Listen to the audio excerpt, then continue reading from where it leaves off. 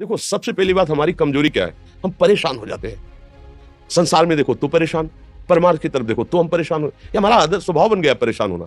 थोड़ा सा धैर्यवान बनो, गंभीर बनो। कोई भारी से भारी विपत्ति में परेशानी स्वीकार करके विपत्ति से थोड़ी निकला जाता है। सुलझो, ठीक है, ये विपत्ति आई, समस्या आई, इसका समाधान होगा। ऐसा थोड़ी कि हमें नष्ट कर देगी। अगर अभी हमारी बड़ी हानि हो जाती है, हम कल इससे बड़ा लाभ प्राप्त कर सकते हैं। हमको एकदम बिल्कुल गंभीर रहना है, इतने कमजोर नहीं बन जाना। अब वो गए तो क्या होगा, अब वो वस्तु गई तो क्या, पद गया तो क्या होगा। प्रयास किया था, ये पद मिला था, इससे बड़ा पद प्राप्त करूंगा, मैं इससे बड़ा महान बनूंगा।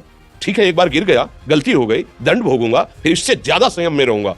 बिल्कुल, मतलब एकदम फ्रेश दिमाग रखना चाहिए।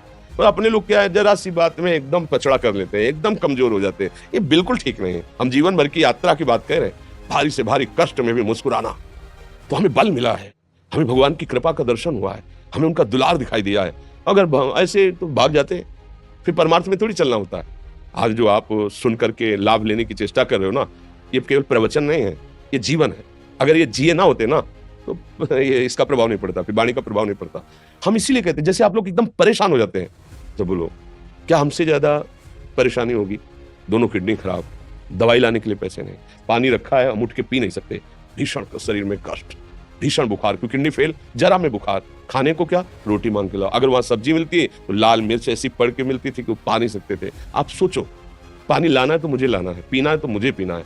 अगर मैं हारता तो कहां पहुंच जाता, क्या स्थिति होती? नहीं, मरना है, पर कदम पीछे। कोई दिन ऐसा नहीं जिस दिन सेवा ना की हो, जिस दिन सेवा ना गए हो। गुरु जी की सेवा में जाना है, पहले अपने को स्वस्थ साबित करना है। नहीं, वो सेवा नहीं लेंगे, तुम बीमार हो, तुम कष्ट में। वैसे उनकी दृष्टि बड़ी शांत है, उनकी सेवा की, आके लेट गए।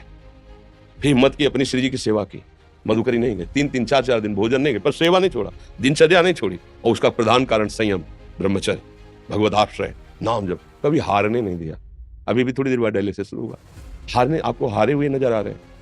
शरीर में पीड़ा है, किडनी फेल है, ऐसा थोड़ा स्वस्थ बैठे हैं, पीड़ा है, बार बार प्यास लगती है, थोड़ा थोड़ा पानी मिलता है, हर, लेकिन हम आनंदित हैं, हम प्रसन्न हैं। हम लड़ाई में हारे नहीं हैं, ना हारेंगे, हम जीत चुके हैं। हम अपने मालिक के भरोसे में अपना संवाद, तो वो, ये हम अपनी बड़ाई नहीं बता रहे, हम आपको बता रहे समस्या। सोचो, तुम्हारे पास तो माँ है, भाई है, बहन है, परिवार है, कोई ना कोई तो है ना। मेरा किसी ने कभी जीवन में ध्यान भी नहीं दिया। क्यों? बचपन से बाबा जी बन गए, किसी से प्यार नहीं, किसी से संबंध नहीं, कोई जानकारी नहीं, हम कहाँ हैं, वो कहाँ है, किसी से कोई मतलब नहीं। अच्छा, जवान साधु कौन श्रद्धा करे? कभी गांव जाने की हिम्मत नहीं पड़ती कि रोटी मांग ले। पता नहीं लोग क्या सोचेंगे, क्या भावना कर ले। हम दरवाजे पे खड़े हैं, क्या कैसी भाव, जो हमारे सामने आकाश वृत्ति से आया यौवन अवस्था में, वही पाया, अन्यथा भूखे रह गए। जब हम हर समय अपने को विवेक के द्वारा सावधान रखे, तो हम कभी निराश नहीं हुए, कभी उदास नहीं हुए, कभी ऐसा नहीं लगा कि यार हम दुखी, कभी नहीं लगा।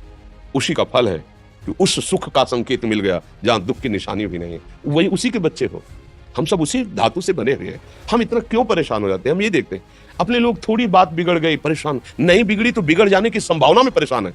आज सुख है, लेकिन कल सुख छिन जाएगा, तो हम आज के सुख में सुखी ना होकर कल के दुख की आने की संभावना में हम भयभीत हो। तब क्या हमारी सोच रह गई? हमको इतना बलवान बनना है कि सुख और दुख दोनों हमको छू न सके। भारी से भारी सुख की व्यवस्था है तो अहंकार नहीं, हर्षित होकर किसी का अपमान न करे कि हम धनी, हम पदाधिकारी, अमुक। भारी से भारी दुख आया तो हमें किसी के सहयोग की जरूरत नहीं, हम फिर अपने कदम बढ़ाएंगे, हम फिर जुड़ी हुई अपनी भावनाओं को सजाएंगे। मस्त जीवन, एकदम तुम अविनाशी के बच्चे हो। शेर का बच्चा भेड़ों के बीच में फंसकर म्यों म्यों बोल रहा है, बस अगर दहाड़ना सीख जाए तो कोई भी उसे परास्त नहीं कर सकता। ऐसे भगवद अंश, तू प्रपंच में फंसकर अपने को इतना दीन क्यों देख रहा है? तू ऐसा है कि भगवान के दिव्यास्त्र में भी ताकत नहीं तेरे को मार सके। तू अविनाशी का अविनाशी बच्चा है, विनाशी भोगों को, विनाशी शरीर को मैं मान के इतना भयभीत, इतना दुख, ठीक नहीं। ये सबके लिए, केवल एक के लिए नहीं। आप समझो, आप लोग सोचते हैं हम गृहस्थ होकर भला ऐसी स्थिति कैसे? जनक जी सुखदेव जी के गुरु हैं और राजा हैं, महल है, रानियां हैं, नौकर है, चाकर। क्या? सुखदेव जी जिनके शरीर में लंगोटी भी नहीं है, दिगंबर, परमहंस, परमहंस के गुरु है जनक जी जो राजा हैं। समझो, आप ऐसा ना सोचे कि हम नौकरी कर रहे हैं, हम संसार में, हम गृहस्थ हैं, हम आध्यात्मिक की ऊंचाई पर नहीं चढ़ सकते। नहीं, आप एक सरकारी नौकरी या आप किसानी या व्यापार करते हुए आप एक अध्यात्म की ऊंचाई में चढ़ सकते हैं। और अध्यात्म ही है जो तुम्हें इस माया के दुख सुख से ऊपर उठा सकता है। दूसरा, चाहे जितनी संपत्ति आ जाए, आप सुखी नहीं हो सकते। सब देख लो, आंख खोल के देख लो, अध्यात्म ही है जो तुम्हें हर कष्ट सहकर मुस्कुराकर जीने का रास्ता बता देगा कि आप आनंदित हो जाओगे, कुछ नहीं बिगड़ा। अध्यात्म है तो कुछ नहीं बिगड़ा, अध्यात्म नहीं है तो कुछ नहीं बना, कुछ हाथ नहीं लगने वाला।